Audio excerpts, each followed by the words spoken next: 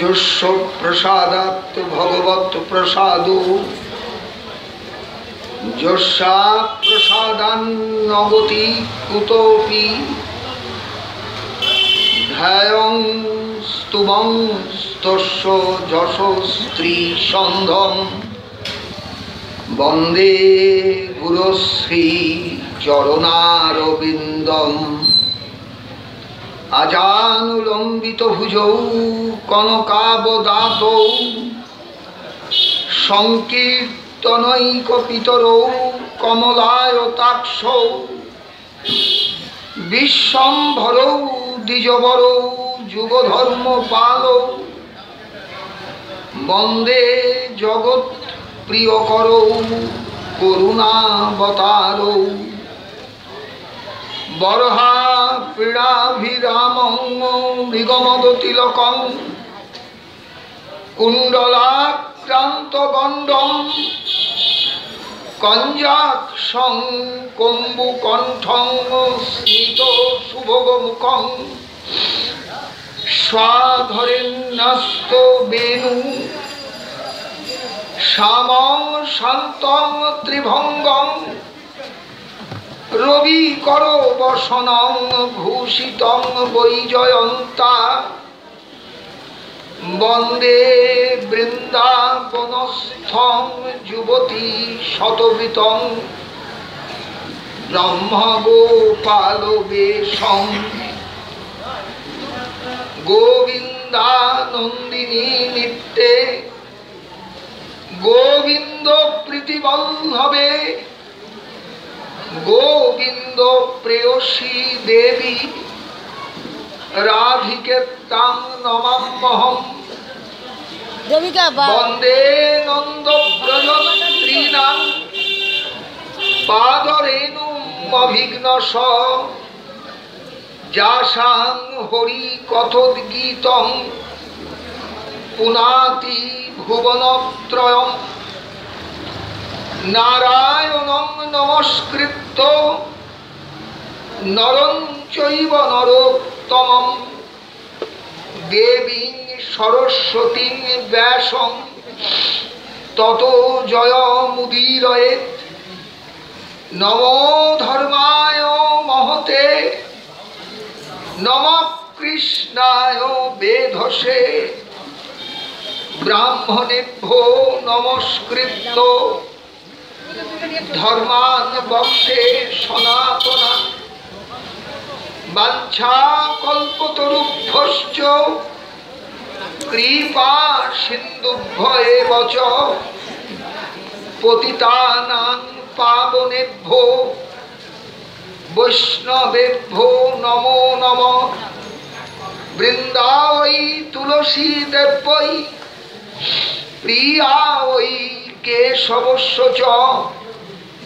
বিষ্ণু ভক্তি প্রদে দেবী সত্যবত্যৈ নমো নমঃ তুলসী কাননং যত্র যত্র পদ্মবনানি চ পুরাণ পঠনং যত্র তত্র সন্নিহিত হরি তত্রৈব গঙ্গা যমুনা চ তত্র গোদাবরী সিন্ধু সরস্বতী চ সর্বাণি তীর্থানি বসন্তি তত্র যত্রাচ্যুত দারো কথা প্রসঙ্গ মধুরা মধুরনেতন মঙ্গলং মঙ্গলানাং সকল নিগম বল্লী সৎফলং চিৎ স্বরূপং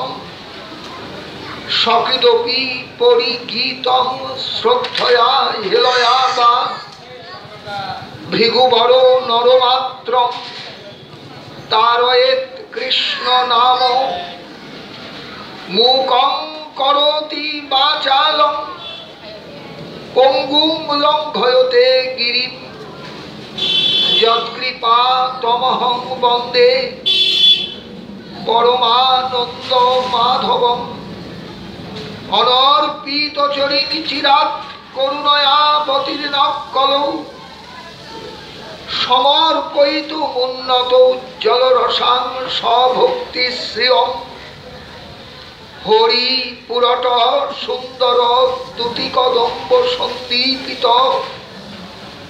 সদা হৃদয় কন্দরে স্ফুরতু বহ শচীনন্দন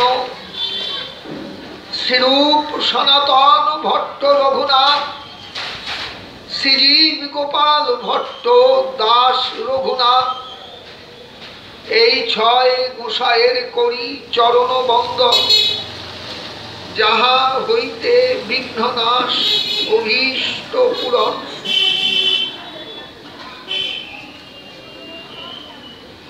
শ্রীয়তাং শ্রীয়তাং নিত্যম গীয়তাং গীয়তাং মুদা চিন্ততাং চিন্ততাং ভক্তা চৈতন্য চরিতামৃতম।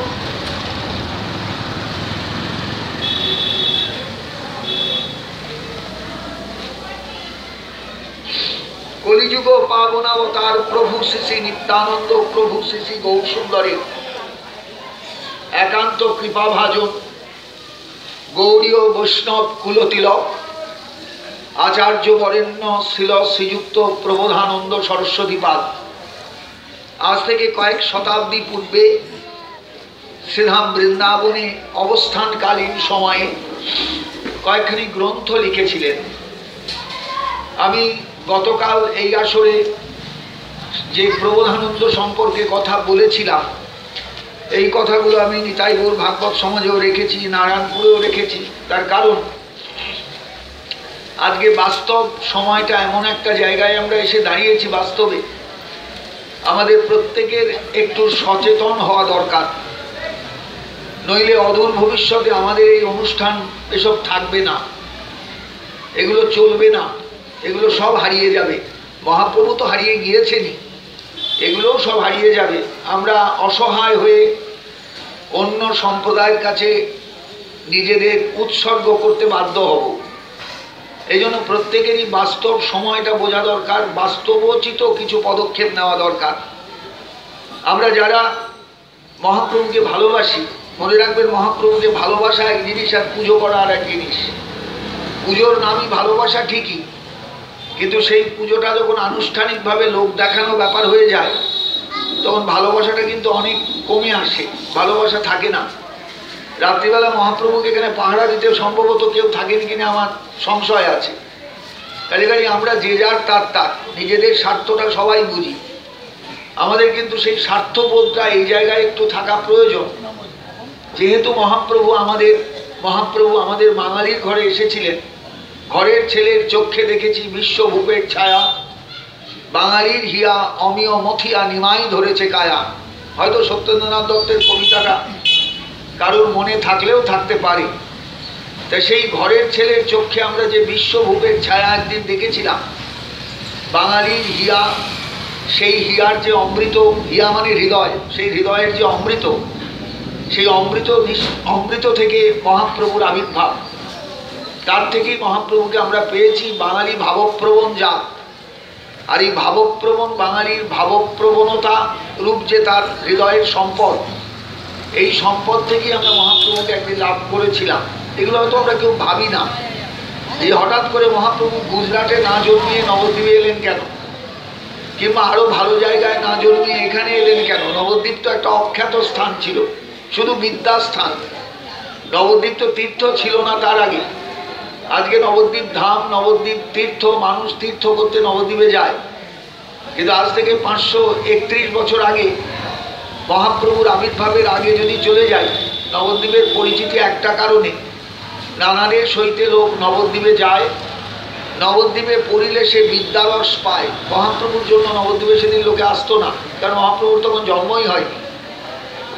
তারপর তিনি জন্মালেন, এবং শুধু জন্মালেন তাই নয়, সঙ্গে সঙ্গে তিনি পরবর্তী জীবনে এমন কিছু পদক্ষেপ রাখলেন যে পদক্ষেপগুলো রীতিমতো আমাদের ভাবিয়ে তোলে, চিন্তায় ফেলে দেয়, আমাদের ভাবনার জগৎটাকে আরও স্থিত, আরও বিস্তৃত করে। আমি সেই কারণেই কথাগুলো কালকে বলেছিলাম। প্রকাশানন্দ সরস্বতী প্রবোধানন্দেতে পরিণত হয়েছেন, এটা সবাই মানে না, গৌড়ীয় বৈষ্ণব জগৎ মানেন, কিন্তু গৌড়ীয় বৈষ্ণব জগতের বাইরে যারা আছেন অনেকে এটা মানেন না। তারা বলেন এই প্রবোধানন্দ হচ্ছেন দক্ষিণ ভারতের লোক, বেঙ্কট ভট্টের এক ভাই, যার নাম প্রবোধানন্দ ছিল। একজনের নাম বেঙ্কট ভট্ট, একজনের নাম প্রবোধানন্দ। এটা আমাদের কাছে কেমন লাগে, কিন্তু যাই হোক, এগুলো পরবর্তীকালের মতামতগুলো বলছি, এগুলো কিন্তু চট করে কোথাও পাবেন না। এক জাতীয় বৈষ্ণব সম্প্রদায় এই কথাটা প্রচার করেন। তারা প্রকাশানন্দের প্রবোধানন্দেতে পরিবর্তন বা উত্তরণ এটাকে কিন্তু মানতে চান না। তারা মানলে কিন্তু বিপদ আছে, এই জন্যই মানতে চান না। কারণ প্রকাশানন্দ প্রবোধানন্দ রূপে নবদ্বীপক প্রকট চৈতন্যকে প্রণাম জানিয়েছেন। তিনি কিন্তু অন্য জায়গায় প্রকটিত নন। অথচ সেই নবদ্বীপ আজকে অবহেলিত, সেই নবদ্বীপ আজকে অনাদৃত, সেই নবদ্বীপ আজকে অবজ্ঞাত। এটা কিন্তু ভালো নয়। পরবর্তীকালের খেসারত আমাদের দিতে হবে বিপুল মাত্রায়, তখন কিন্তু আর কিচ্ছু করার থাকবে না। সেই জন্যই আমার বাস্তব সময়ের দিকে তাকিয়ে বাস্তবোচিত একটা দৃষ্টি নিয়ে কথাগুলো বলা। প্রবোধানন্দ সরস্বতীর কাছে, প্রকাশানন্দ সরস্বতীর কাছে মহাপ্রভু গিয়েছিলেন। কাশীতে গিয়ে প্রকাশানন্দকে উদ্ধার করেছিলেন। তিনি কিন্তু কাশী দর্শন করতে যাননি বা তীর্থ করবার জন্য কাশীতে যাননি, এরকম কোনো কথা চৈতন্য চরিতামৃতের, চৈতন্য ভাগবতে কোথাও নেই। তিনি ঝাড়খণ্ডের বনপথ দিয়ে কাশীতে এসে দাঁড়ালেন। কাশীর অত্যন্ত প্রসিদ্ধ এক সন্ন্যাসী শিরোমণি, যার তৎকালীন দিনে 10,000 শিষ্য ছিল, সেই প্রকাশানন্দকে তিনি আত্মসাৎ করতে চেয়েছিলেন। এর একটা বাস্তব কারণ আছে। মহাপ্রভু দক্ষিণ ভারত থেকে ঘুরে এলেন। আমি গতকাল যে জায়গায় শেষ করেছিলাম, একটু বলুন না, কথা কম বলতে, পেছন দিকে। মহাপ্রভু দক্ষিণ ভারত থেকে ঘুরে এলেন, রামানন্দ রায়ের কাছে একটা নূতন ভজনের দিশা পেলেন। সেই দিশাটাকে ভালো করে বুঝবার জন্য বা ভালো করে ধরবার জন্য তিনি তার ধারাবাহিকতার অনুসন্ধান করেন যে এই দিশা, এই যে ভজনটা কতদিনকার, রামানন্দের সময় থেকে না তারও আগে ছিল। এই ডকুমেন্ট আনবার জন্য বা পাওয়ার জন্য, এই রেকর্ড কিছু খুঁজবার জন্য তিনি দক্ষিণ ভারতের বিভিন্ন জায়গায় গিয়েছেন। কিন্তু তিনি তামিল ভাষা জানতেন না। মহাপ্রভু তামিল ভাষাটা জানতেন না। যদি তামিল ভাষাটা জানতেন তাহলে কিন্তু অনেক কিছু আনতে পারতেন, কিন্তু যেহেতু তামিল ভাষা তিনি জানতেন না, আজকে তামিল ভাষায় লিখিত বিভিন্ন রকমের ডকুমেন্ট থেকে ইংরেজিতে ট্রান্সলেশন হয়ে বাংলায় বই আসছে। আরবারদের সম্পর্কে আমরা অনেক কিছু জানতে পারছি, কিন্তু আজ থেকে 500 বছর আগে সেই আরবারদের সম্পর্কে আমরা কিছু জানতাম না, বা কেউ কিছু আমাদের বলেননি। চৈতন্য চরিতামৃতে কোনো জায়গায় কৃষ্ণদাস কবিরাজ আরবার এই শব্দটাই উল্লেখ করেননি। তিনি আলালনাথের কথা বলেছেন। মহাপ্রভু আলালনাথ প্রতি বছর যেতেন, আপনারাও আলালনাথে যান, কিন্তু কেন আলালনাথ যেতেন সেই উত্তরটা কিন্তু চৈতন্য চরিতামৃতে দেওয়া নেই, যে মহাপ্রভু এই জন্য যেতেন। কারণ পুরী থেকে প্রায় 14 মাইল দূরে আলালনাথে গিয়ে যে সন্ন্যাসী দিন 14 পড়ে থাকতেন, সেই 14 দিন কোথায় থাকতেন, কিভাবে থাকতেন, সে প্রশ্ন অবান্তর, কিন্তু যেতেন। যে কয় বছর তিনি সুস্থ ছিলেন, গম্ভীর লীলায় প্রবেশের আগ পর্যন্ত তিনি যেতেন। এই যেতেন যে কেন, এই উত্তরটা কিন্তু চৈতন্য চরিতামৃতে দেওয়া নেই। কিন্তু এখন বোঝা যায় এই আরবারদের সম্পর্কে জানার পর, যে মহাপ্রভু এদেরই পূর্বসূরি করে মনে মনে শ্রদ্ধা জানাতেন। এরাই ভারতবর্ষের একমাত্র ভজনশীল বৈষ্ণব যারা রাধাকৃষ্ণ যুগল ভাবনার সঙ্গে পরিচিত ছিল। আমি আবার বলে দিই যে আজ থেকে 500 বছর আগে ভারতবর্ষে কোথাও রাধাকৃষ্ণ যুগল মূর্তির সন্ধান পাওয়া যায় না। আপনারা ভারতের কোনো প্রান্তে কোনো মন্দিরের কথা বলতে পারবেন না যেখানে রাধাকৃষ্ণ যুগল মূর্তি ছিলেন 500 বছর আগে। কৃষ্ণমূর্তি একক ছিলেন, কিন্তু রাধাকৃষ্ণ যুগল মূর্তি কোথাও ছিলেন না। এর কারণ হলো রাধা তত্ত্বকে শক্তি তত্ত্ব হিসাবে অনুভব করার ক্ষমতা, অনুভব করার একটা বিশেষ শক্তি সেই যুগে ভারতবর্ষের ছিল না। আমরা যুগল উপাসনা করতাম, আমরা সীতারাম যুগলের উপাসনা করেছি, আমরা লক্ষ্মীনারায়ণ যুগলের উপাসনা করেছি, আমরা শিব পার্বতী যুগলের উপাসনা করেছি, আজও করি। এই রামনবমী আসছেন, সারা ভারতবর্ষ রামনবমী নিয়ে উদ্বেল হবে। সারা ভারতবর্ষে গেলে লক্ষ্মীনারায়ণের মন্দির বহু পাবেন, শিব পার্বতীর মন্দির অজস্র পাবেন, এমনকি অর্ধনারীশ্বর, একসঙ্গে নারী এবং পুরুষ, শক্তি এবং শক্তিমান এক হয়ে গিয়েছেন, সেই অর্ধনারীশ্বর তত্ত্বও পাবেন বহু জায়গায়। কিন্তু রাধাকৃষ্ণ যুগল কোথাও পাবেন না। তার কারণ রাধারানী শক্তি তত্ত্ব হলেও তিনি কিন্তু মাতৃরূপা শক্তি নন। মাতৃরূপা শক্তির উপাসনা ভারতবর্ষ বহুকাল যাবৎ করত, এখনো করে। আমরা যে দুর্গা, কালী প্রভৃতি শক্তির উপাসনা করি, এরা সবাই কিন্তু মাতৃরূপ, আমাদের কাছে মা বলে ডাকি। কিন্তু রাধারানীকে কখনোই আমরা মা বলি না। তার কারণ রাধারানী মাতৃরূপা শক্তি তত্ত্ব নন, প্রেয়সী রূপা শক্তি তত্ত্ব। এই কথাগুলো মানুষের কাছে হ্যামার করার আমার প্রয়োজন। এই জন্য আমি নিতাই গৌর ভাগবত সমাজে একটু আলোচনা রেখেছিলাম। বিভিন্ন জায়গায় আলোচনাটা প্রায় একই রকম ঘুরিয়ে ফিরিয়ে রাখবার চেষ্টা করছি, যাতে মানুষের মনে একটু দাগ কাটে। কারণ আমরা এখান দিয়ে শুনি, এখান দিয়ে বার করে দিই। আমরা কেউ কিন্তু খেয়াল করি না, বুঝবার চেষ্টা করি না। আমাদের জ্ঞান এবং বিজ্ঞান যোগের মধ্যে জ্ঞানটা আছে, কিন্তু বিজ্ঞান নেই। অনুভব বলে যে কথাটা, অনুভব জগৎ বলে যে কথাটা, রিয়েলাইজেশন বলে যে শব্দটা ইংরেজিতে, সেই জায়গাটার বড় আমাদের অভাব। আমরা রিয়েলাইজ করবার চেষ্টা করি না যে রাধারানীর শক্তি তত্ত্ব দুর্গা কালীর সঙ্গে তিনি এক আসনে বসার উপযুক্ত, কোনো তফাৎ নেই। কিন্তু তফাৎ হলো মারাত্মকভাবে এক জায়গায়, প্রেয়সী ও নারী, আবার স্ত্রী ও নারী, দুটো নারী কিন্তু এক।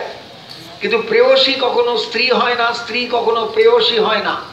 এটা যদি বুঝেন তাহলে সবাই বুঝতে পারবেন চট করে।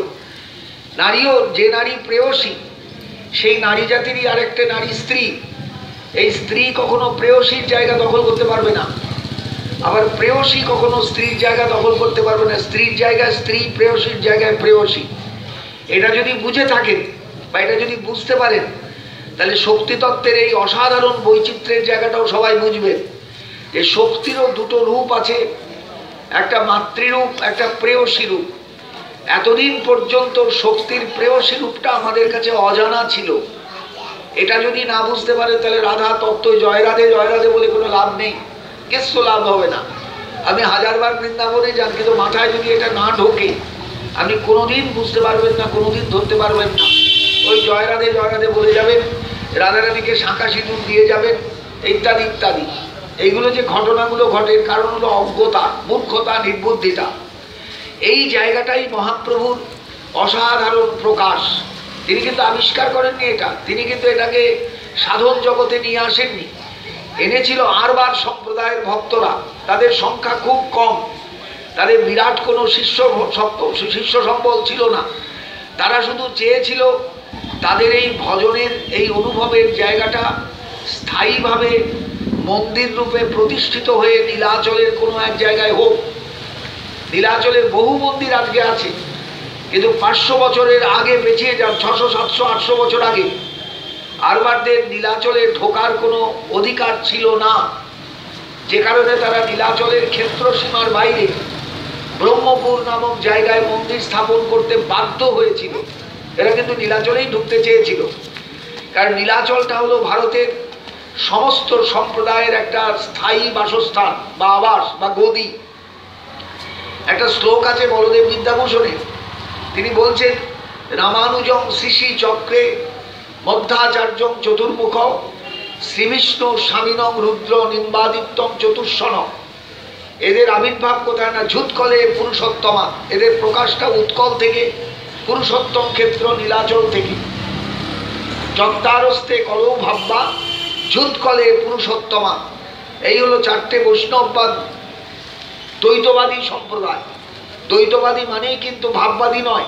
দ্বৈতবাদী মানে হলো ঈশ্বরকে দুরূপে, দুটো ভাবে উপাসনা করা, যুগল রূপে উপাসনা করা। যেমন রাম সীতার উপাসনা দ্বৈতবাদী উপাসনা, লক্ষ্মীনারায়ণের উপাসনা দ্বৈতবাদী উপাসনা, শিব পার্বতীর উপাসনা দ্বৈতবাদী উপাসনা, মানে ভক্তিবাদী উপাসনা। এই ভক্তিবাদী উপাসনাটা কিন্তু ভারতবর্ষে প্রথম শুরু হয়েছিল দক্ষিণ ভারত থেকে এসে নীলাচলে দাঁড়িয়ে, নীলাচল থেকে। যত্তারস্তে কলৌ ভাববা ঝুৎকলে পুরুষোত্তমা, উৎকল থেকে, পুরুষোত্তম ক্ষেত্র থেকে। আরবার ভক্তরাও কিন্তু দ্বৈতবাদী উপাসক, কিন্তু সেই দ্বৈতবাদী উপাসকদের নীলাচলে ঢুকতে দেওয়া হয়নি ওয়ান্স আপন এ টাইম। তার কারণ এদের উপাস্য তত্ত্বের মধ্যে যে রাধারানীকে রাখা হয়েছে, এই রাধা তত্ত্বটি পরকীয়া শক্তি তত্ত্ব। পরকীয়া শক্তি তত্ত্বের মধ্যে তারা একটা অশ্লীলতা খুঁজে পেয়েছিল, যে কারণে রাধারানীকে নিয়ে কৃষ্ণের উপাসনাটা, আরবারদের উপাসনাটা তারা কিছুতেই নীলাচলে ঢুকতে দেয়নি। এগুলো কিন্তু এমনি কোথাও পাবেন না, কোথাও পাবেন না। আজকে নীলাচলে গিয়ে যত রাধাকৃষ্ণ মন্দির দেখছেন, এমনকি নীলাচলের মন্দিরের মধ্যে যে রাধাকৃষ্ণ মন্দির আছে, এগুলো সব পরবর্তীকালে, একটাও সেই যুগ তার থেকে 700-800 বছর আগের নয়। এগুলো সব মহাপ্রভুর পরবর্তীকালে। মহাপ্রভুই সর্বপ্রথম নিত্যানন্দের কথায় অনুভব করেছিলেন যে এইরকম একটা ভাববাদী উপাসনা হতে পারে, পারে না তা নয়, হতে পারে। এবং সেই উপাসনাকে যাতে বাংলায় এনে ছড়ানো যায়। বাংলা তখন অত্যন্ত বিপর্যস্ত, ইসলামী আক্রমণে তখন বাঙালির কিচ্ছু নেই। দলে দলে হিন্দু তখন মুসলিম হয়ে যাচ্ছে। বল্লাল সেনের আমলে যারা কৌলিন্য পায়নি, যারা অকুলীন হয়ে সমাজে রয়ে গেছে, সেই অকুলীন মানুষগুলো তখন দলে দলে বাধ্য হয়ে চাপে পড়ে তারা মুসলিম হয়ে যাচ্ছে। আমাদের বাংলায় যত মুসলমান, এরা বহিরাগত মুসলিম নয়, এরা সব কিন্তু হিন্দু কনভার্টেড ইন্টু মুসলিম কালচার। তারা সব কনভার্ট হয়ে গেছে। আমরাই কনভার্ট না হলেও তো অর্ধেক কনভার্টেড। মন্দিরে ঢোকার সময় দেখলাম লুঙ্গি পরে একজনা মন্দিরে যাতায়াত করছেন, তা আমরা কনভার্টেড হইনি? লুঙ্গি পরে মন্দিরে ঢুকছি বেরোচ্ছি, ঢুকছি বেরোচ্ছি। লুঙ্গিটা তো মুসলিমদের কালচার, পাতলুনটা তো মুসলিমদের কালচার। আমরা কিন্তু অনায়াসে এগুলোকে নিজের ঘরের কালচার করে নিয়েছি। কারণ কালচার সম্পর্কে বাঙালির বোধ নেই, যে নিজের কালচারটা আমি ধরে রাখবো, আমার কালচারটাকে নষ্ট হতে দেব না। এটা অন্য সম্প্রদায়ের আছে, কিন্তু আমাদের নেই। আমরা এখন মেয়েকে মেহেন্দি না পড়ালে বিয়ের আসরে নিয়ে যাই না। মেহেন্দিটা বাঙালির কালচার নয়, এটা রাজস্থানের কালচার। আপনার বাড়িতে আপনি ঠেকাতে পারছেন না, আমার বাড়িতে আমি ঠেকাতে পারছি না। তাহলে বুঝতে পারছেন যে কোথাকার জল কোথায় যাচ্ছে। এই জায়গাগুলো বাঙালি অতিরিক্ত আন্তর্জাতিক হয়ে গেছে। আর এই অতিরিক্ত, আমি বলছি না যে বাঙালি খারাপ, আমি বলতে চাইছি যে তার এই অতিরিক্ত আন্তর্জাতিকতা ভালো নয়। এতে ক্ষতি হয়, নিজের কালচারটা নষ্ট হয়ে যায়। ধুতি পরার লোক সমাজে কটা দেখতে পাবেন, গুণে বলে দিতে পারবেন। আজকে সকালে উঠে আমি ধুতি পরা যতগুলো লোক দেখবো একটু গুণে রাখবো, দেখবেন কটা পান আপনি রাস্তায়, পাবেন না ধুতি পরা লোক। তার মানে কি, আসলে আস্তে আস্তে আমরা বাঙালিরা হারিয়ে যাচ্ছি। একটা জাতি একসময় হারিয়ে যায় এইভাবেই, তার কালচারগুলো যখন নষ্ট হয়ে যায়। আমার বৈশিষ্ট্য আমার কালচারে, আমার বৈশিষ্ট্য আমার কৃষ্টি, আমার সংস্কৃতিতে। সেই সংস্কৃতিটা যদি ধ্বংস হয়ে যায়, তখন কিন্তু আর কিছু অবশিষ্ট থাকে না। দুঃখ পাই এই জন্য যে আমরাই হারিয়ে ফেলছি আমাদের নিজেদের, নষ্ট হয়ে যাচ্ছে সব কিছু। আজকে আমার ছেলের বিয়েতে, মেয়ের বিয়েতে আমি করছি বিরিয়ানি রান্না। বিরিয়ানিটা মুসলিম কালচার। কই আপনি তো ঘি ভাত করে খাওয়াচ্ছেন না? তখন বলবেন যে না, কেউ খাবে না, কেউ খাবে না, কেউ খাবে না, আমি বিরিয়ানি রাঁধতে বাধ্য। তো বিরিয়ানিটা তো ইসলামিক কালচার, এবং যে মশলা দিচ্ছেন এগুলো সব ইসলামিক মশলা। আমরা তো মশলা খাওয়া শিখেছি মুসলমানদের কাছ থেকে। এগুলো কিন্তু কেউ বুঝি না। আমরা মনে করি আমরা আধুনিক হচ্ছি, আমার পয়সা হয়েছে এটা দেখাচ্ছি, কিন্তু এর সঙ্গে যে কালচারটাকেও ধ্বংস করে দিচ্ছি, এটা আমাদের বোঝার মতো অবস্থায় আমরা নেই। আজকে বহু মেয়ে শাঁখ বাজাতে পারে না কলকাতায়, কারণ বড় বড় ফ্ল্যাট বাড়িতে শাঁখ বাজালে নিচতলা, উপরতলা, পাঁচতলা থেকে অবজেকশন আসে। আমার বাড়িতে হার্টের রুগী আছে, খবরদার শাঁখ বাজাবেন না। শিলনোড়ায় মশলা বাড়তে পারে না, তলায় ঢপ ঢপ শব্দ হবে, এই মশাই বন্ধ করুন শিলনোড়া। দেখবেন লক্ষ্য করে, খবর যদি না থাকে, আমার কানে খবরগুলো আছে। আস্তে আস্তে সব হারিয়ে যাচ্ছে। ওই শিলনোড়াকে বছরের একটা দিন এই ঘটি বাঙালি যারা, তাদের শীতল ষষ্ঠীতে ষষ্ঠী পুজো করা হয় নোড়ার মধ্যে, শিলের মধ্যে রেখে। তো ওই জন্যই শিলনোড়ার একটা গুরুত্ব আছে। বিয়ের সময় শিলনোড়ার ওপর পা দিয়ে মেয়েকে দাঁড়াতে হয়, শিলনোড়ার গুরুত্ব আছে। আমরা কালচারগুলো নষ্ট করে ফেলছি। আমরা তো এখন রেজিস্ট্রেশন বিয়েটাকে বিয়ে বলে মানি, কিন্তু আসল যে সিভিল ম্যারেজের যে একটা গুরুত্বপূর্ণ কালচার নষ্ট হয়ে যাচ্ছে, সব নষ্ট হয়ে যাচ্ছে। এই জায়গাগুলো কিন্তু একটু বোঝা দরকার বোধ হয় সবাইকে। মহাপ্রভু আমাদের সেই সংস্কৃতির অন্তর্গত এক পুরুষ, নিত্যানন্দ আমাদের সেই বাঙালির সংস্কৃতির অন্তর্গত একটি পুরুষ, যাকে হারিয়ে ফেললে, যাকে আস্তে আস্তে ভুলে গেলে আমাদের বাঙালি আনাটাই ধ্বংস হয়ে যাবে, বাঙালিত্বই ধ্বংস হয়ে যাবে। আমরা যতই রসগোল্লা খেয়ে বাঙালি সাজি, পুজোর সময় যতই ধুতি পরি, বিয়ের আসরে যতই ধুতি পরি, এটার নাম বাঙালিত্ব নয়। আমাদের ধরে রাখতে হবে কালচারটাকে প্রজন্মক্রমে। আমার এই বক্তব্যগুলো একটু ভাববেন বাড়িতে গিয়ে। মহাপ্রভু প্রকাশানন্দের কাছে গেলেন এই কারণে, তিনি কাশী বাস করতেও যাননি, কাশী দেখতেও যাননি, কাশী তীর্থ করতেও যাননি। তার উদ্দেশ্য ছিল বিরাট। দক্ষিণ ভারতে রামানন্দের কাছে যা পেলেন, পরবর্তীকালে বিল্বমঙ্গলের কর্ণামৃত গ্রন্থে যা বুঝলেন, আর একখানা গ্রন্থ ব্রহ্মসংহিতার পঞ্চম অধ্যায়ের মধ্যে যা অনুভব করলেন, এই সব কিছু টোটাল যে একটা সাম অ্যান্ড সাবস্ট্যান্স, যার একটা সারাংশ, এই সারাংশটা তিনি অনুভব করলেন। একটা অসাধারণ ব্যাপার। কারণ এই উপাসনাটা ভারতবর্ষে তখন ছিল না, কোথাও ছিল না, বাংলায় নয়, উড়িষ্যায় নয়, কোথাও নয়। এই উপাসনাকে যদি বৃন্দাবনে প্রকাশ করতে হয়, রূপ সনাতনকে আমায় কিছু রসদ দিতে হবে, রসদ। সেই রসদটা দিলে পরে রূপ সনাতন বুঝতে পারবেন বিষয়টা কোথায় যাচ্ছে। এবং তাই করলেন মহাপ্রভু। নীলাচলে এলেন, রথ এসে গেছে, রূপ গোস্বামী এলেন। সেই রূপ গোস্বামীর কাছে রামানন্দ সম্পর্কিত সব বার্তা বললেন, আর দিলেন তার হাতে বিল্বমঙ্গলের কর্ণামৃত ব্রহ্মসংহিতার পঞ্চম অধ্যায়, যাতে বৃন্দাবন তত্ত্ব সম্পর্কে, ধাম সম্পর্কে একটা অসাধারণ সিদ্ধান্ত রয়ে গেছে। এইবার রূপকে বললেন, তুমি এইবার এটাকে সাধন ও প্রণালীক্রমে সাজাও। রূপ গোস্বামী বসে গেলেন তার সাধন জগৎটাকে নিয়ে। এই সাধনটা কেমন হতে পারে, মহাপ্রভু যেটুকু পেয়ে এসেছেন সব বললেন। চৈতন্য চৈতামৃত পড়ে দেখবেন রামানন্দকে মহাপ্রভু সাধনার কথা জিজ্ঞাসা করছেন। সাধ্য তো শুনলাম, এইবার সাধনার কথা বলো। তখন রামানন্দ বললেন, রাধা কৃষ্ণের এই লীলা অতি গূঢ়তর, দাস্য বাৎসাল্যাদি ভাবের না হয় গোচর।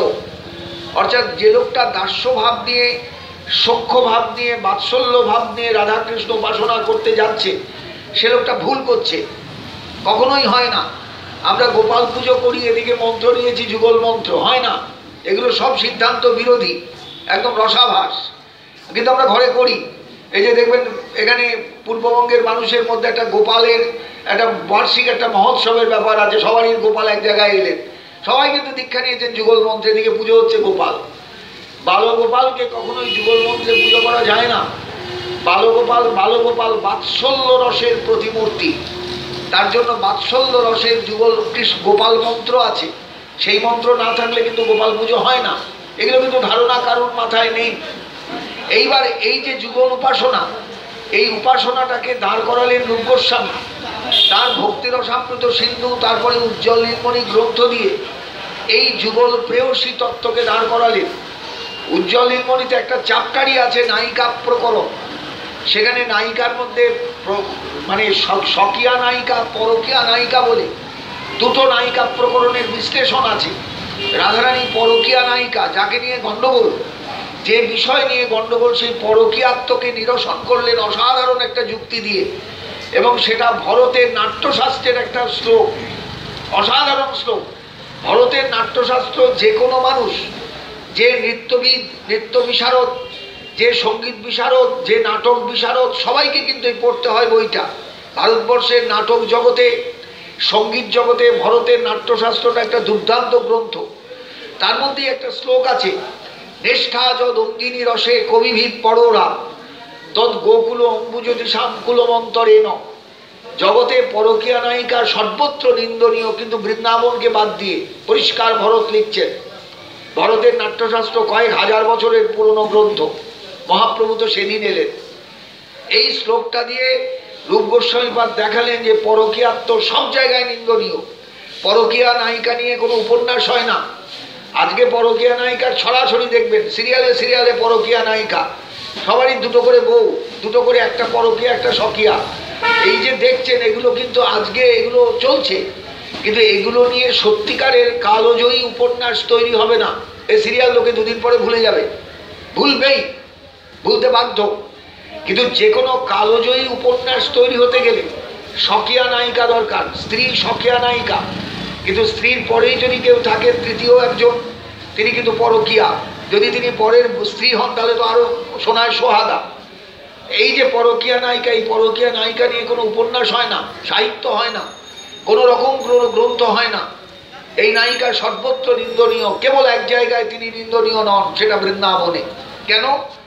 রাধারানী আপাত দৃষ্টিতে পরকীয়া হলেও তিনি কোনোদিনই পরকীয়া নন। বুঝতে পারছেন ব্যাপারটা? আপাত দৃষ্টিতে মনে হচ্ছে পরকীয়া। শ্রীকৃষ্ণ সিরিয়াল তো দেখছেন সবাই, উদরপিণ্ডি ভুদরগাড়ে হচ্ছে ঠিকই, কিন্তু যাই হোক একটা মোটামুটি একটা কিছু দাঁড় করানো হয়েছে। তা ঘটনা হচ্ছে রাধারানী কোনোদিনই পরকীয়া নন, তিনি কৃষ্ণ শক্তি।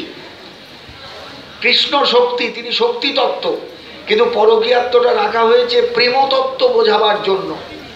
প্রেমতত্ত্বে প্রেমকে বোঝাতে গেলে নায়ক এবং নায়িকার মধ্যে একটা বিরাট দূরত্ব দরকার।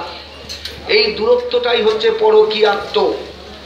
তিনি পরে এই দূরত্বটুকু আছে বলেই রাধা কৃষ্ণ প্রেম যুগল, সীতারাম প্রেম যুগল নয়, লক্ষ্মীনারায়ণ প্রেম যুগল নয়, বা শিব পার্বতী প্রেম যুগল নয়, একমাত্র রাধা কৃষ্ণ প্রেম যুগল। এগুলো সমস্ত কিন্তু পরবর্তীকালে গোস্বামীগণের গবেষণা, রূপ সনাতনের গবেষণা।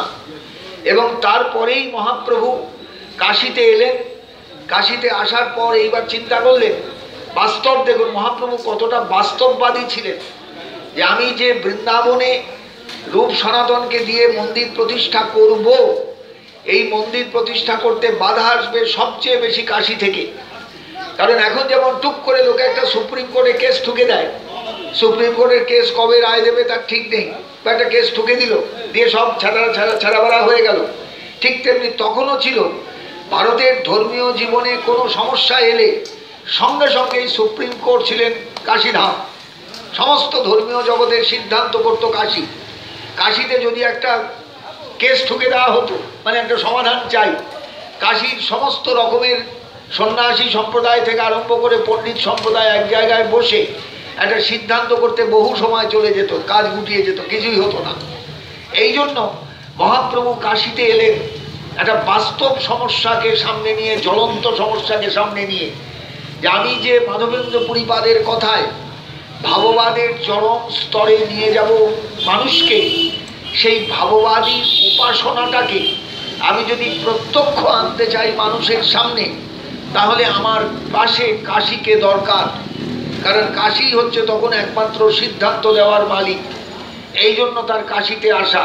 বিশ্বনাথ দর্শনটা হলো ব্যাপদেশে, অন্নপূর্ণা দর্শনও তার ঘটনা চক্রে, ব্যাপদেশে প্রয়োজন ছিল না।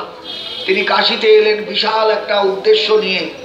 বুঝলেন যে কাশীর এই উদ্দেশ্যটা সিদ্ধ করা মানেই হচ্ছে একটা বিশাল হিমালয়ান টাস্ক, সেই টাস্কটাকে শেষ করা। এটা না করতে পারলে আমি বৃন্দাবনে কিচ্ছু করতে পারবো না।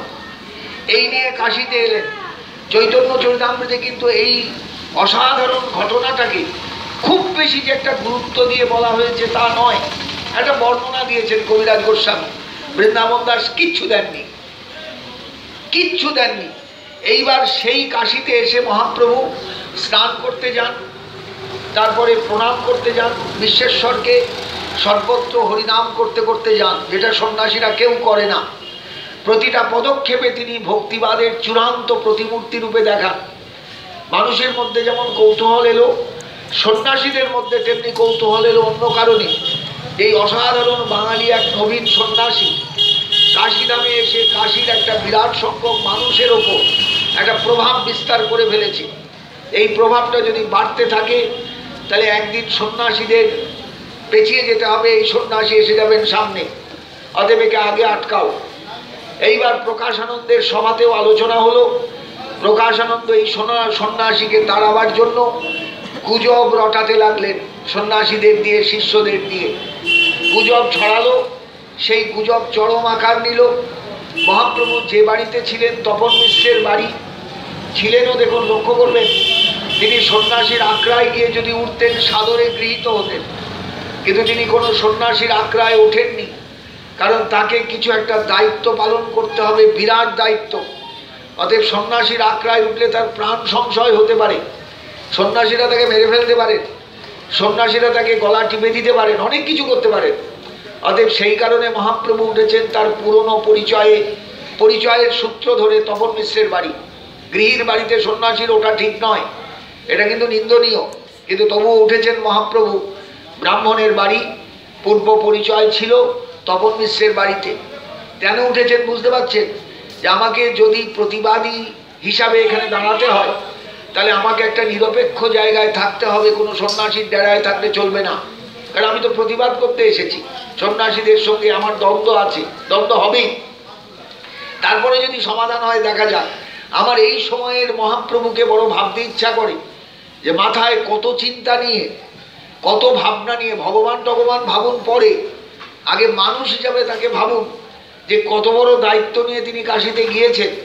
একটা বিরাট একটা আধ্যাত্মিক সিদ্ধান্ত কাশীর মানুষের কাছ থেকে আদায় করতে হবে তাকে। এটা কখনো ভেবেছেন কেউ? আমার মনে হয় এগুলো কেউ কখনো ভাবেন না। যারা পাঠ করতে আসেন তারাও কখনো ভাবেন না, ভাবতে ভাবতে এগুলো চিন্তা করেন না। চিন্তা করলে কিন্তু অনেক কিছু বোঝা যায়। এইবার মহাপ্রভু কিছুদিন পরে দেখলেন তার নামে নিন্দা ছড়াচ্ছে। সেই তপন মিশ্র বললেন, প্রভু বড় খারাপ লাগছে, তুমি আমাদের প্রত্যাখ্যান, তোমার আদেশ প্রত্যাহার করো, আমরা চলে যাই এখান থেকে। মারাঠি ব্রাহ্মণ, যে কেউ নয় মহাপ্রভু, তার সঙ্গে পূর্বের কোনো পরিচয়ই নেই, সেই মারাঠি ব্রাহ্মণ এসে বললেন যে প্রভু বড় খারাপ লাগছে, আমার কিন্তু তোমার আচরণে আমার কোনো ত্রুটি চোখে পড়েনি, কিন্তু এই সন্ন্যাসীরা তোমাকে অত্যন্ত ত্রুটিযুক্ত বলে নিন্দা করে বেড়াচ্ছে। এটা কিরকম ব্যাপার? এটা কোনো বিহিত হওয়ার দরকার তো। মহাপ্রভু কিচ্ছু বললেন না, যে তার একটা কাজ আছে, কাজটা সেরে আসি তারপরে, তার মানে বৃন্দাবন যাওয়া। মহাপ্রভু দেখলেন এই ভেতরের বিক্ষোভটা চলুক, আমি ততদিনে বৃন্দাবন ঘুরে আসি, সময় হাতে কম। বৃন্দাবনে গেলেন। বৃন্দাবনে যাওয়ার পথে সম্ভবত রূপের সঙ্গে দেখা হলো প্রয়াগে রূপকে উপদেশ দিলেন। রূপকে উপদেশ দিয়ে বৃন্দাবনে যেতে বললেন। গিয়ে নিজে সেই যে সনরিয়া ব্রাহ্মণ, যে ব্রাহ্মণ পতিত ব্রাহ্মণ, যার সঙ্গে মথুরায় দেখা হয়েছিল প্রভু, তাকে নিয়ে প্রভু গেলেন বৃন্দাবন। বৃন্দাবনে তখন কিচ্ছু নেই, সব ডুবে গিয়েছে, হারিয়ে গেছে, সব চাপা পড়ে গিয়েছে। প্রভু সনরিয়া ব্রাহ্মণ যেটুকু জানতেন তার দেখানো পথ ধরে বৃন্দাবন ঘুরলেন, লীলাস্থলী যেটুকু পারলেন ঘুরলেন, গিরিরাজ পরিক্রমা দিলেন। সেই যে মাধবেন্দ্র পরিপাদের আবিষ্কৃত গোপালজিউ, শ্রীনাথজিউ, তাকে দর্শন করলেন কাঠলি গ্রামে গিয়ে। যখন প্রথমে শুনলেন যে না গিরিরাজের ওপরে গোপাল আছে, তখন বললেন না, আমি গিরিরাজের অঙ্গে পা দেব না, আমার গোপালজি দেখা হবে না। পরে শুনলেন মুসলমান আক্রমণের ভয়ে গোপাল নেমে এসেছেন, গাঁঠুলি গ্রামে লুকিয়ে আছেন, বা লুকায়িত রাখা হয়েছে। প্রভু গাঁঠুলি গ্রামে গিয়ে সেই গোপালকে দেখলেন। দেখে আবার ফিরে আসলেন সনরিয়া ব্রাহ্মণকে নিয়ে। আসার পথে কাশী, আবার না প্রয়াগে, এইবার রূপের সঙ্গে দেখা হলো, যাওয়ার পথে নয়, রূপের সঙ্গে দেখা হলো। রূপকে ভক্তিতত্ত্ব রসতত্ত্ব সম্পর্কে একটু উপদেশ দিলেন, দিয়ে মোটামুটি বুঝিয়ে দিলেন এই এই ব্যাপার। আমি কিন্তু এখনো কাশী সম্পর্কে সন্দিহান, দেখা যাক কি হয়। এই কথাগুলো চৈতন্য চৈতামৃতে নেই, কিন্তু প্রভু তখনও কিন্তু খুব দোনামনা দোদুল্যমান অবস্থায় এলেন কাশীতে ফিরে। কাশীতে আসার পর সনাতন প্রভুর সঙ্গে মিলন হলো। সনাতন রূপ গোস্বামী পাদের অনেক পরে ঘর ছেড়েছিলেন, তার ইতিহাস বিরাট। তিনি হুসেন শাহের কারাগারে আবদ্ধ ছিলেন, সেখান থেকে ঘুষ ঘাস দিয়ে বেরিয়ে সনাতন যখন এসে কাশীতে পৌঁছলেন, প্রভু তখন বৃন্দাবন থেকে ফিরে এসেছেন। সনাতনকে নিয়ে সনাতন শিক্ষা উপদেশ দেওয়া হলো। কাশী আছেন প্রভু, আবার সেই পুরনো রুটিনে ফিরে গিয়েছেন। কাশীতে এসে আবার সন্ন্যাসীরা নিন্দাবাদ ছড়াচ্ছে। এই সময় সেই মহারাষ্ট্রীয় ব্রাহ্মণ প্রভুকে বললেন, ভালো করে চৈতন্য চৈতামৃত পড়ে দেখবেন, আমি ঘটনাগুলো ঝড়ের মতন বলে যাচ্ছি, ঘটনাগুলো এত তাড়াতাড়ি বলা যায় না, তবু আমার সময় হাতে কম। এইবার আবার প্রভু যেই এরকম নিন্দাবাদ হচ্ছে প্রভুর সম্পর্কে, সেই মারাঠি ব্রাহ্মণ প্রভুর কাছে এসে সকাতর প্রার্থনা করলেন, প্রভু বড্ড খারাপ হচ্ছে, আমার বাড়িতে অনেক জায়গা আছে, আমি যদি সন্ন্যাসীদের আহ্বান করি, তোমাকেও যদি আহ্বান করি, তুমি যাবে তো? হ্যাঁ যাবো। তাহলে আমি যাচ্ছি। প্রকাশানন্দের দরবারে গেলেন, প্রকাশানন্দকে বললেন, প্রকাশানন্দ রাজি হলেন, একটা ডেট ফিক্সড হলো। এইবার যেদিন এলেন সন্ন্যাসীরা সবাই, বহু লোক এসেছে সেদিন এই অদ্ভুত একটা তর্ক বিতর্কের আসর দেখবার জন্য। তখন মহাপ্রভু এমন একটা আচরণ করলেন, যে আচরণটা বৈষ্ণব জনোচিত, শুধু তাই নয়, অসাধারণ। সন্ন্যাসীরা পা ধুয়ে উঠছেন যেখান দিয়ে, সেই পা ধোয়ার জলের মধ্যে প্রভু বসে আছেন। প্রকাশানন্দ এসে ডাক দিলেন, প্রভু বললেন, আমার আপনাদের ওখানে আসনে বসার মতন অধিকার নেই। গুরু আমায় কৃপা করে বলেছিলেন সন্ন্যাস দিতে দিতে যে তুমি তোমার শুধু কৃষ্ণ নামে অধিকার, তুমি কৃষ্ণ নাম করো। আমি তাই কৃষ্ণ নাম করি। নাম আমাকে হাসান, নাম আমাকে কাঁদান, নাম আমাকে নাচান, আমি আর নাম ছাড়া কিছু বুঝি না। মহাপ্রভুর তখন সেই বক্তব্য যখন পরিবেশন করছেন, স্বাভাবিক সকলের চোখ সেই দিকে, একটা বিরাট জনতা, সন্ন্যাসীরাও প্রচুর আছেন। প্রকাশানন্দ দেখলেন প্রভুর সমস্ত দেহটা কণ্টকিত হয়ে উঠেছে, চোখ দিয়ে ঝরঝর করে জল পড়ছে, একটা ভাববিহ্বল মূর্তি। এই মূর্তিটাই কাজ হয়ে গেল। প্রকাশানন্দ বুঝতে পারলেন যে এই সন্ন্যাসীর প্রতি সমস্ত জনতার একটা সমর্থন অলিখিতভাবে, অঘোষিতভাবে চলে গেছে। এখন যদি সবাই আমি কোনো কারণে পেছিয়ে পড়ি, হেরে যাই, তাহলে আজকেই আমার মাথার থেকে মুকুটটা এর মাথায় চলে যাবে। অতএব উচিত নয়, আজকে মিটিংটা বন্ধ থাক। পোস্টপন্ড হয়ে গেল মিটিং, বন্ধ হয়ে গেল মিটিং, যে সন্ন্যাসী অসুস্থ, আজকে আর সভা হবে না। কিন্তু প্রকাশানন্দ বুঝতে পারলেন যে এই সন্ন্যাসী ছাড়বার পাত্র নয়, তাকে ছেড়ে দেবেন না। আর সন্ন্যাসী যে অত্যন্ত চতুর, তার বাক চাতুর্য যে অসাধারণ, এটাও বুঝতে পারলেন। কারণ বুদ্ধিমান, যতই বাঙালি বলে তাকে উপেক্ষা করুন, অবাঙালি সন্ন্যাসী প্রকাশানন্দ এখন কিন্তু বুঝতে পারলেন সন্ন্যাসীকে আমার একটু একাকী দরকার। দু একদিনের মধ্যেই প্রকাশানন্দ তার শিষ্য একজনকে সঙ্গে নিয়ে মহাপ্রভু যেখানে ছিলেন, সম্ভবত তপন মিশ্রের বাড়িতে গিয়ে হাজির, এবং তাকে জিজ্ঞাসা করলেন, তুমি এইরকম আচরণ করো কেন? নাম সংকীর্তন রাস্তায় উচ্চস্বরে কোনো সন্ন্যাসী তো এখানে করে না। তখন মহাপ্রভু প্রথমেই বললেন যে সন্ন্যাসীর নাম সংকীর্তন করতে নেই, এই আদেশটা কোথায় দেওয়া আছে, নির্দেশটা শাস্ত্রে কোথায় আছে আমায় বলুন। এইবার সন্ন্যাসী বিপদে পড়ে গেলেন, আর উত্তর দিতে পারেন না যে সত্যি তো শাস্ত্রে তো কোথাও নেই। কারণ নাম সংকীর্তন এটা ভক্তি অঙ্গ যাজন, এই যাজনটা সাধারণত জ্ঞানবাদী সন্ন্যাসীরা কিছুতেই করেন না, কিছুতেই করবেন না। প্রকাশানন্দও করেন না, তার শিষ্যরাও করে না। সেই জায়গায় মহাপ্রভু জ্ঞানবাদী সন্ন্যাসী হলেও, ওই দশনামী সন্ন্যাসী সম্প্রদায়ের অন্তর্ভুক্ত হলেও তিনি হরিনাম কীর্তন করেন একবারে উচ্চস্বরে রাস্তা দিয়ে যাওয়ার সময়। এটা সন্ন্যাসীদের অপছন্দ, এগুলোই নিন্দার ব্যাপার। এইবার মহাপ্রভু যে চেপে ধরলেন, সঙ্গের সন্ন্যাসী শিষ্যটা শুনল সব। তারপরেই এলেন বেদান্তের কথায়। মহাপ্রভু ভাগবত দিয়ে যখন বেদান্তকে বোঝাতে শুরু করলেন, ঠিক বাসুদেব সার্বভৌমকে যে যুক্তিতে কাট করেছিলেন, সেই যুক্তি যখন দিলেন, প্রকাশানন্দের আর কোনো বলার কিছু রইল না। কারণ ভাগবত বেদান্তের ভাষ্য, ভাগবত দিয়ে বেদান্তকে অনায়াসে ব্যাখ্যা করা যায়। ব্যাখ্যা করেছেন মহাপ্রভু, এর প্রমাণ চৈতন্য চৈতামৃতেই আছে। এটা যেই বললেন, প্রকাশানন্দ আর কথা বলতে পারছেন না। তার সন্ন্যাসী সুলভ সেই গাম্ভীর্য তখন অদৃশ্য, মাথা নিচু করে বসেছেন। মহাপ্রভুর মুখে তখন মৃদু হাসি, আচার্য বলে প্রকাশানন্দকে সম্মান করছেন। আর সঙ্গের শিষ্যটা ছুটে বেরিয়ে গিয়ে রাস্তায় চিৎকার করে বলতে বলতে যাচ্ছে যে আজকে এতদিন জানতাম প্রকাশানন্দই আমাদের সব কিছু, এখন বুঝলাম প্রকাশানন্দ সব কিছু নন, ওই বাংলা মুলুকের সন্ন্যাসী সব কিছু, বলে চৈতন্যের জয়ধ্বনি দিচ্ছে। কাশী জয় হয়ে গেল মহাপ্রভুর। প্রকাশানন্দ মাথা নত করে মহাপ্রভুর কাছে নিজের একটা অসামর্থ্য, আমি জ্ঞানের চরম জায়গায় পৌঁছতে পারিনি, আমি শাস্ত্র পড়েছি বটে, কিন্তু শাস্ত্রের যে বিস্তৃত ব্যাখ্যা তোমার মুখে শুনলাম, এই ব্যাখ্যা আমার জানা ছিল না। প্রকাশানন্দ হার স্বীকার করলেন। শিষ্য হলেন না ঠিকই, কিন্তু শিষ্যের চেয়েও বাড়া হয়ে গেলেন প্রকাশানন্দ। মহাপ্রভু এটাই চেয়েছিলেন। এইবার যে কথাগুলো কোথাও বলা নেই, কোথাও বলা নেই, কোথাও পাবেন না, সেই সূত্রটা জুড়তে হবে। এই প্রকাশানন্দকে মহাপ্রভু বৃন্দাবন পাঠালেন যে তুমি কাশীতে আছো, এটা তো মোক্ষধাম, এটা তো জ্ঞানবাদীদের জায়গা, তুমি বৃন্দাবনে একবার যাও, বৃন্দাবনে যমুনার তীরে কিছুদিন বাস করো, একটু রাধারানীর চরণাশ্রিত হয়ে বাস করো, দেখবে তোমার ভেতরে আলাদা অনুভব জাগবে।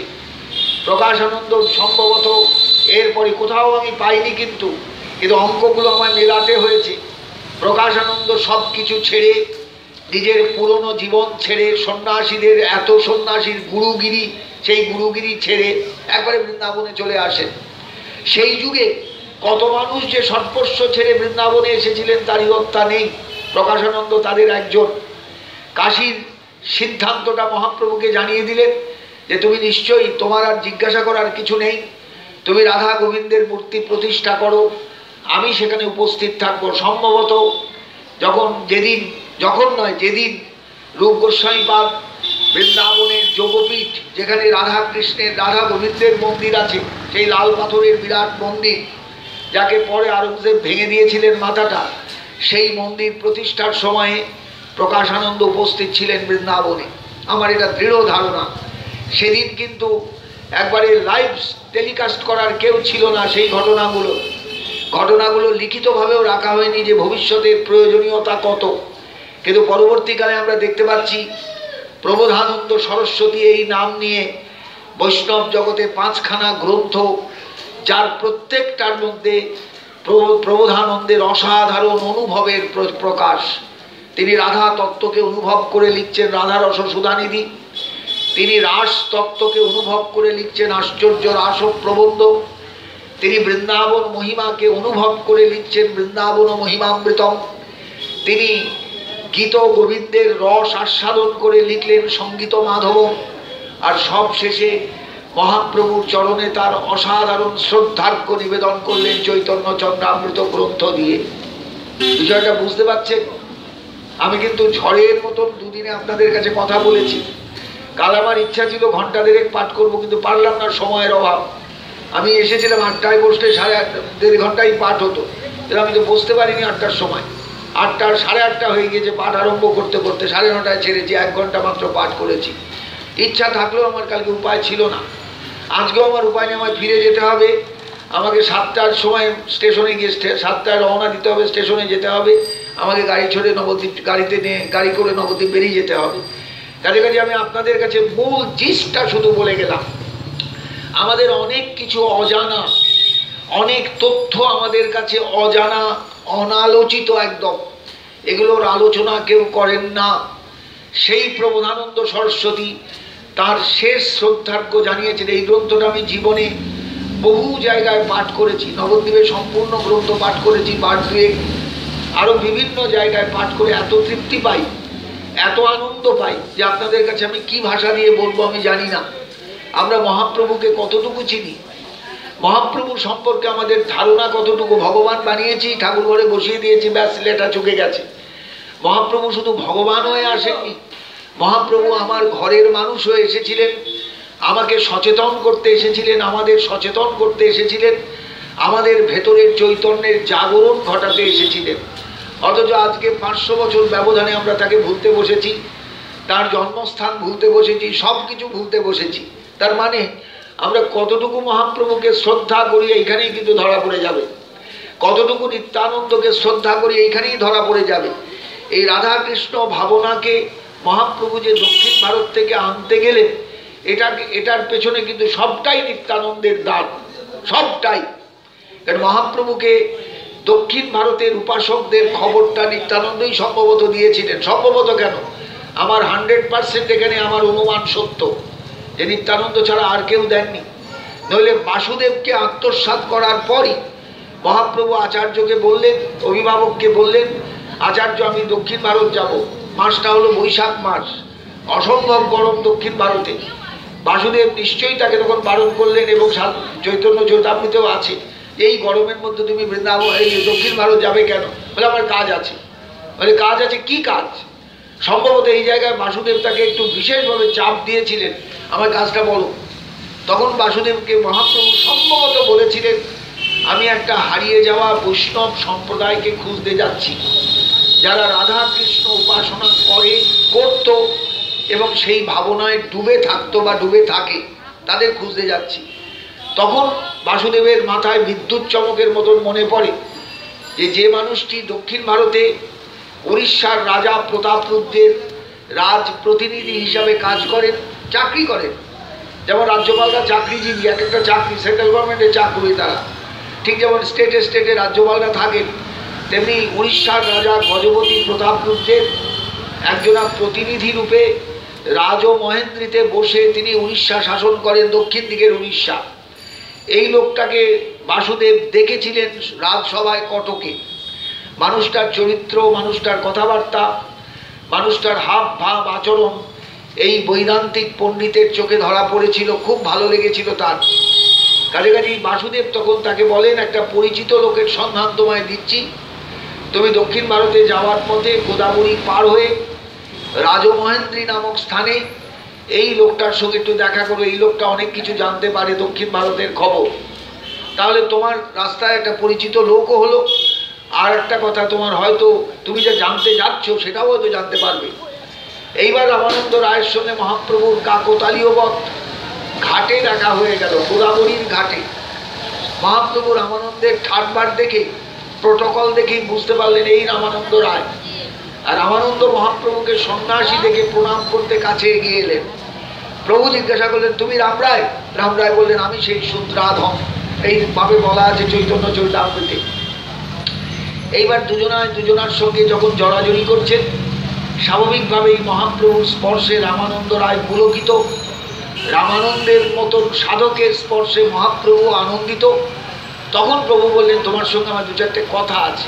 এই কথা মানে আর কিছু নয়, আমি তোমার কাছে কিছু পেতে আসিনি, অন্য কিছু। আমি তোমার সাধন অনুভূতিটা জানতে এসেছি। সম্ভবত তোমার একটা সাধন জগৎ আলাদা আছে। এই সমাজেই বাস করেন বহু মানুষ, আমরা অনেকের সাধন জগৎ সম্পর্কে কিছু খবর রাখি না। লোকটাকে রাস্তায় ঘাটে দেখি, বাজারে দেখি, হাটে দেখি, এর সঙ্গে তার সঙ্গে কথা বলতে দেখি, কিন্তু সেই লোকটারই যে একটা সাধন জগৎ থাকতে পারে এটা তো স্বাভাবিক, অস্বাভাবিক কিছু নয়। মহাপ্রভু সেই জায়গাটা জানবার জন্য রামানন্দের সঙ্গে একটু একাকী মিলিত হবেন জানালেন। রাত্রিবেলা রামানন্দ এলেন একটা মাত্র লোক নিয়ে প্রভুর সঙ্গে দেখা করতে। এটা হলো তার প্রোটোকল, যেহেতু তিনি ওইখানে রাজা রূপে পরিচিত, উড়িষ্যার রাজা, রাজ প্রতিনিধি মানে রাজা। তাই সেই রামানন্দ রায়ের সঙ্গে কথা চললো কয়েকদিন। মহাপ্রভু আস্তে আস্তে বুঝতে পারলেন এই লোকটাই হচ্ছে সেই হারিয়ে যাওয়ার সম্প্রদায়ের একজন সাধক। বিষয়টা বুঝবেন ভালো করে। সেই যে আরবার সম্প্রদায়, যাদের নিতাই চাঁদ দেখেছিলেন, যাদের অদ্ভুত উপাসনা নিতাই চাঁদকে বিহ্বল করেছিল, সেই হারিয়ে যাওয়ার সম্প্রদায়ের সাধক এই ব্যক্তিটি। এইবার রামানন্দকে তিনি গুরুরূপে শ্রদ্ধা জানালেন। কিবা বিপ্র কিবান্যাসী শূদ্র কেনে নয়, তুমি তো কায়স্থ সন্তান, কিন্তু তথাপি তোমাকে আমি শ্রদ্ধা করি। যেই কৃষ্ণ তত্ত্ববেত্তা সেই গুরু হয়। তুমি প্রকৃত কৃষ্ণ তত্ত্ববেত্তা, অর্থাৎ মহাপ্রভু যে কৃষ্ণকে ভারতবর্ষের মানুষের কাছে, বাংলার মানুষের কাছে প্রতিষ্ঠিত করতে যাচ্ছেন, সেই কৃষ্ণ তত্ত্ব রামানন্দ ভালো জানেন। এই কৃষ্ণ কিন্তু বৃন্দাবনের ব্রজেন্দ্র নন্দন। নিশ্চয়ই বুঝতে পারছেন, যেই কৃষ্ণ তত্ত্ববেত্তা সেই গুরু হয়। এই কৃষ্ণ কিন্তু পার্থ সারথী, কুরুক্ষেত্র নায়ক নন। এই কৃষ্ণ দ্বারকাধীশ নন। এই কৃষ্ণ মথুরানাথ নন। এই কৃষ্ণ ব্রজের ব্রজেন্দ্র নন্দন। যেই কৃষ্ণ তত্ত্ববেত্তা সেই গুরু হয়। রামানন্দকে এইভাবে শ্রদ্ধা জানিয়ে মহাপ্রভু কিন্তু সময় দিলেন না, বললেন আমাকে একটু দক্ষিণে যেতে হবে। হয়তোবা বলেছিলেন রামানন্দের কাছে, হয়তোবা বলেননি কেন যাচ্ছেন। তিনি যাচ্ছিলেন বা গেলেন দক্ষিণের দিকে শুধুমাত্র কিছু ডকুমেন্ট যদি পাওয়া যায়, কোনো পুরনো প্রাচীন রেকর্ড যদি পাওয়া যায়, সেই রেকর্ড সংগ্রহের জন্য। কারণ মানুষের কাছে যদি এই ভজন দিতে হয়, তাহলে সে একটা ধারাবাহিকতা চাইবে। এই ভজনের ধারাবাহিকতা কি? গুরুদেবের কাছে দীক্ষা নিলে যেমন গুরু প্রণালীর অনুসন্ধান শিষ্যের করা কর্তব্য, তেমনি ভজন জগৎটা জানলে সঙ্গে সঙ্গে সেই ভজনটাকে জগতের মানুষের কাছে দেওয়ার আগে তার একটা ধারাবাহিকতা মানুষের জানা দরকার। এই ভজনটা সত্যি মানুষের মধ্যে প্রচলিত আছে কি না, এবং তার ধারাবাহিকতা আছে কি না। ছেলের সঙ্গে যেমন কথা বলতে বলতে ছেলের বাপের খোঁজ পড়ে, বাপের সঙ্গে কথা বললে ঠাকুরদাদার খোঁজ পড়ে, ঠাকুরদাদার বাবার খোঁজ পড়ে।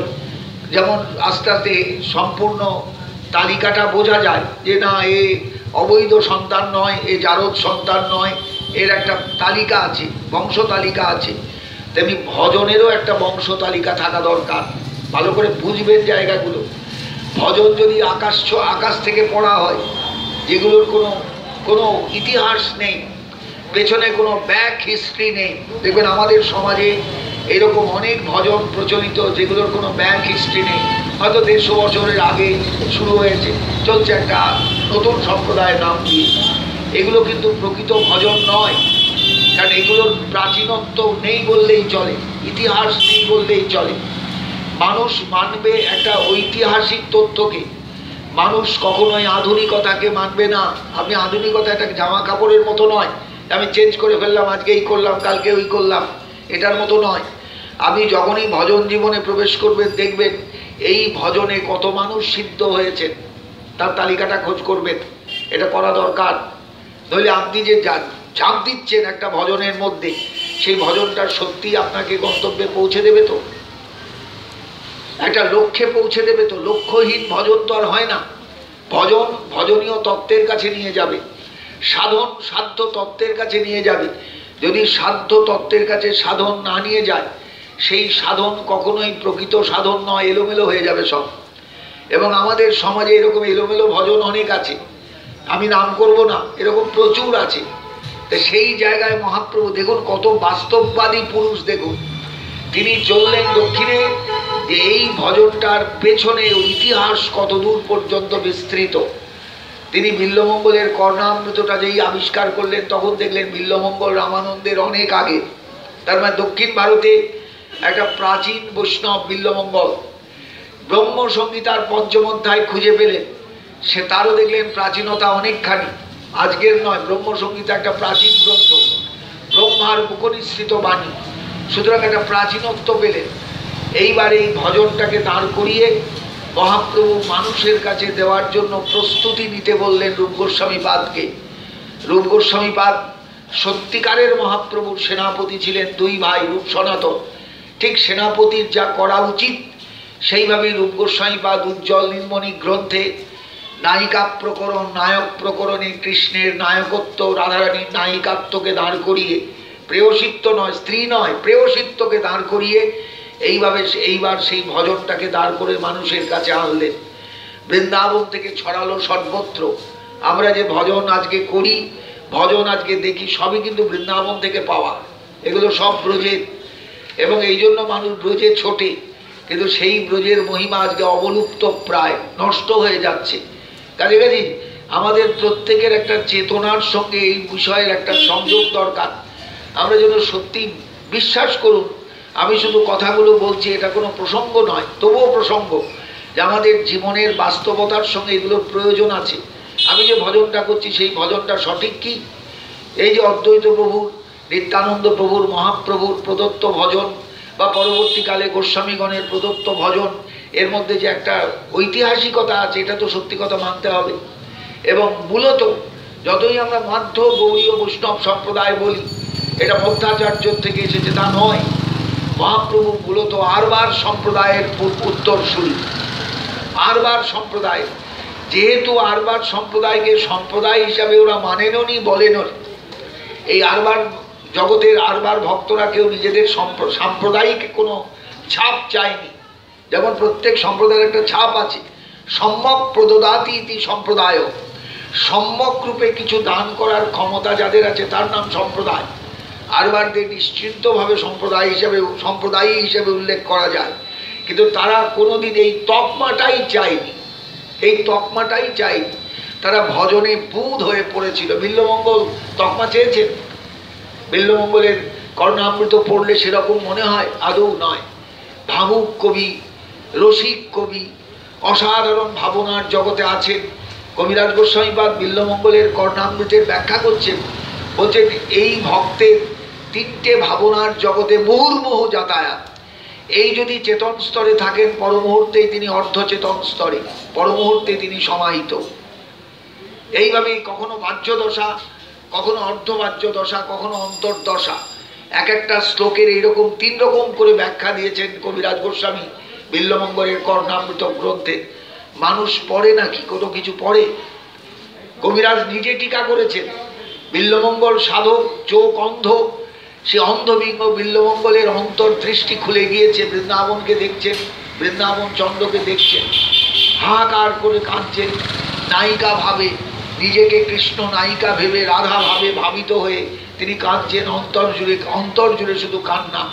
হে দেব, হে দ্বৈত, হে হে জগদেক বন্ধ, হে কৃষ্ণ, হে চপল, হে করুণৈক সিন্ধু, হে নাথ, হে রমণ, হে নয়নাভিরাম, হা হা কদানু ভবিতাসি পদম দৃশ্যন্মে। বলো তো কবে তোমায় দেখতে পাবো, কবে তোমায় দেখতে পাবো, কবে তোমায় পাবো। ঠিক চৈতন্য চরিতামৃতে মহাপ্রভুর গম্ভীরা লীলার মধ্যে যে আর্তনাদ আমরা দেখেছি, সেই আর্তনাদ বিল্বমঙ্গলের গ্রন্থে মহাপ্রভু সেই আর্তনাদটা বিল্বমঙ্গলের কাছ থেকে বুঝতে পেরেছেন। এই হলো প্রকৃত নায়িকা ভাবে নায়িকা শ্রীমতী রাধারানীর আর্তনাদ। এটা বুঝতে পারবেন যদি কখনো বিল্বমঙ্গল গ্রন্থ পড়েন।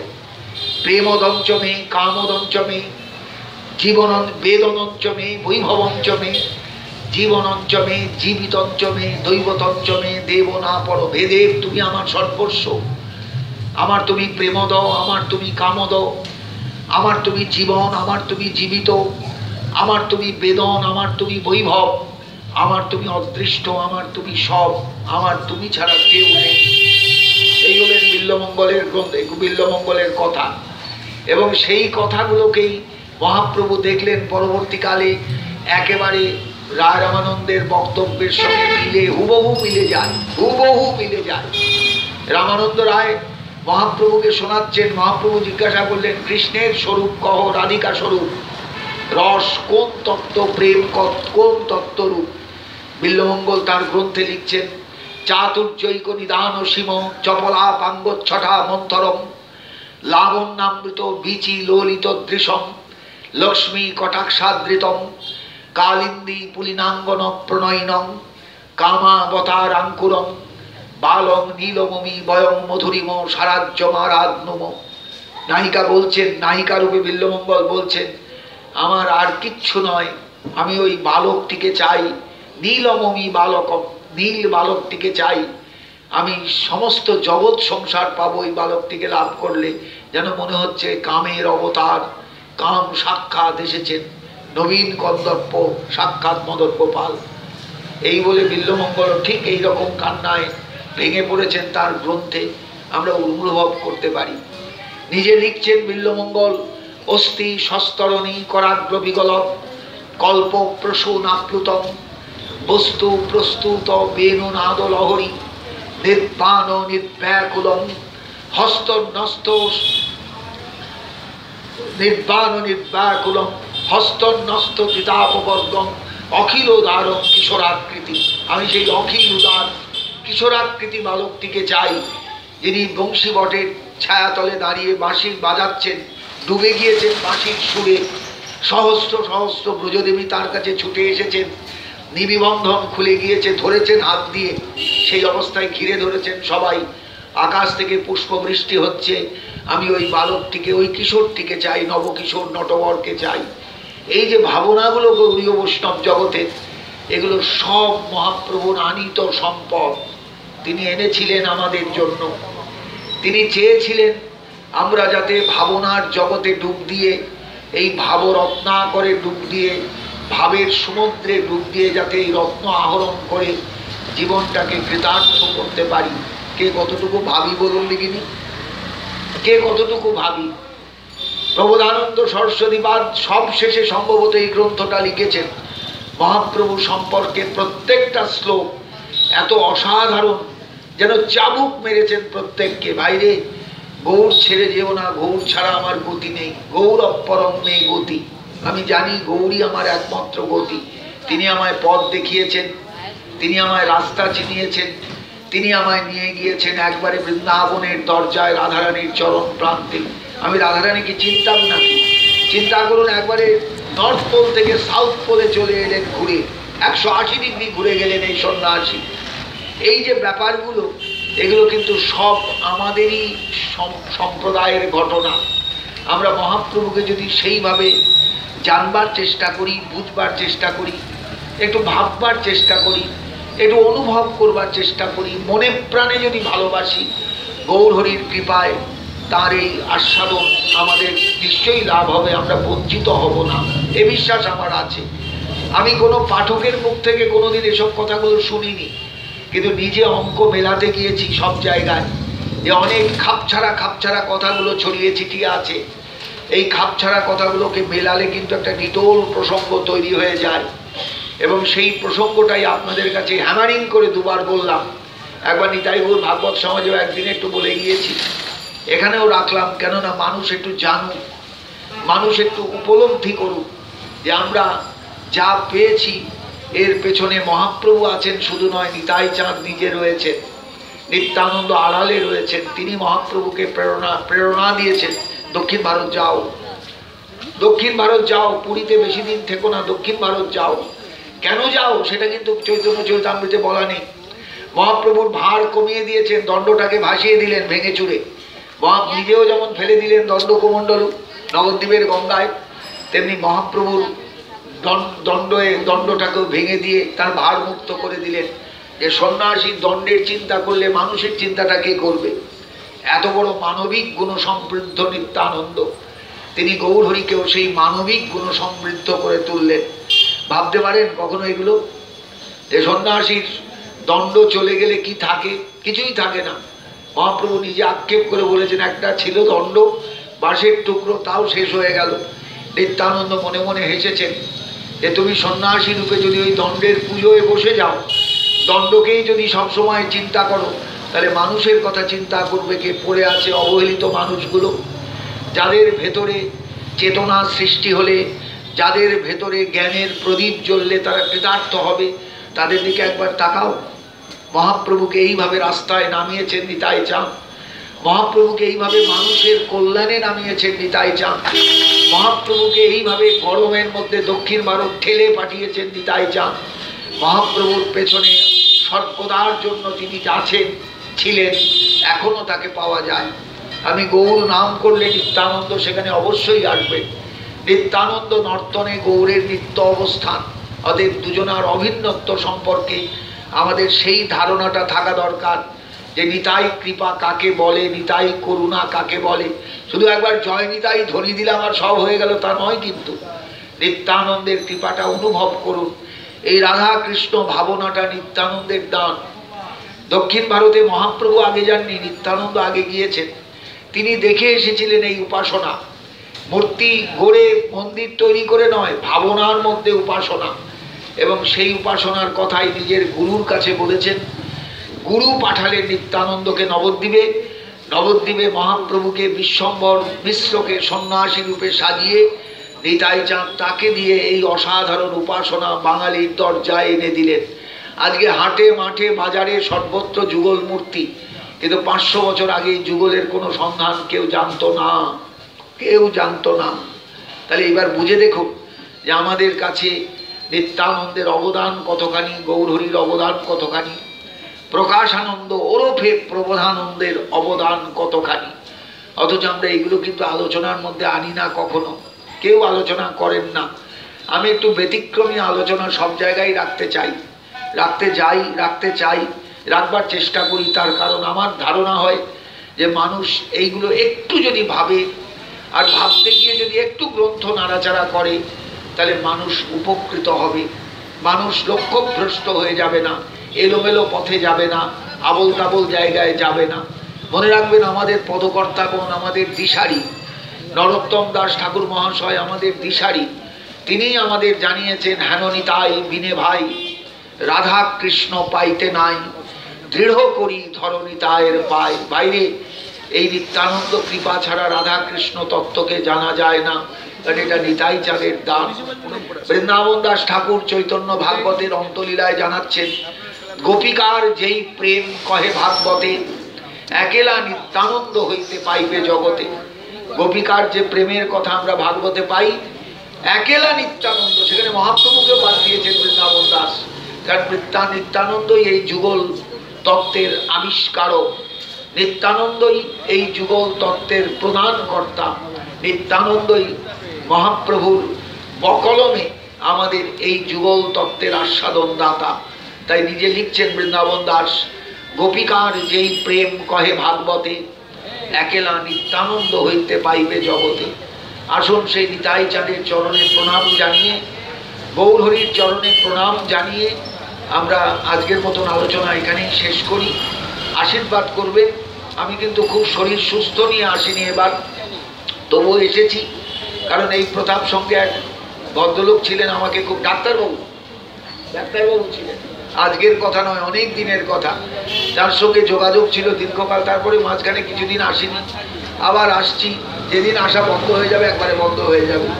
সবাই একটু আশীর্বাদ করবেন যেন শারীরিক সুস্থতা নিয়ে চলতে পারি, এইটুকুই আপনাদের কাছে প্রার্থনা।